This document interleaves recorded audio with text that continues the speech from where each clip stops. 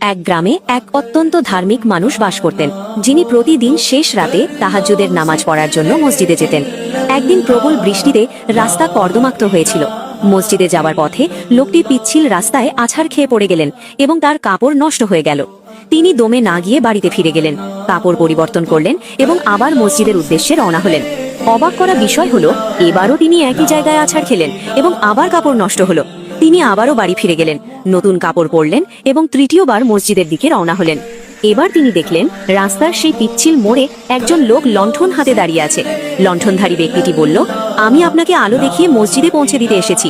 অচেনা লোকটির সাহায্যে তিনি নির্বিঘ্নে মসজিদে পৌঁছালেন। মসজিদের দরজায় গিয়ে ধার্মিক লোকটি তাকে জিজ্ঞেস করলেন, ভাই, আপনি কে? এত উপকার করলেন, আপনি কি নামাজ পড়বেন না?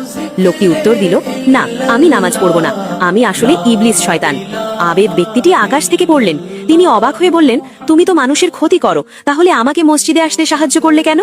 ইবলিস উত্তর দিল, আপনি যখন প্রথমবার আছাড় খেয়ে ফিরে গিয়ে আবার নামাজের জন্য বের হলেন, তখন আল্লাহ আপনার এই ধৈর্যের কারণে আপনার জীবনের সব গুনাহ মাফ করে দিলেন। এরপর দ্বিতীয়বার যখন আপনি আছাড় খেয়েও দমে না গিয়ে আবার মসজিদের দিকে রওনা হলেন, তখন আল্লাহ আপনার উপর সন্তুষ্ট হয়ে আপনার পুরো বংশের সবার গুনাহ মাফ করে দিলেন। আমি ভয় পাচ্ছিলাম আপনি যদি তৃতীয়বার আছাড় খেয়ে আবার বের হন, তবে আল্লাহ হয়তো এই উসিলায় পুরো গ্রামের মানুষের গুনাহ মাফ করে দেবেন। তাই আপনাকে আর আছাড় খাওয়ার সুযোগ না দিয়ে নিজেই পথ দেখিয়ে নিয়ে এলাম। গল্পের শিক্ষা, শয়তান সব সময় চায় আমরা যেন ছোটখাটো বিপদে ভেঙে পড়ে আল্লাহর ইবাদত ছেড়ে দেই। কিন্তু আমরা যদি ধৈর্য ধরে অবিচল থাকি, তবে শয়তানের সেই ষড়যন্ত্রই আমাদের জন্য আল্লাহর রহমত বয়ে আনে।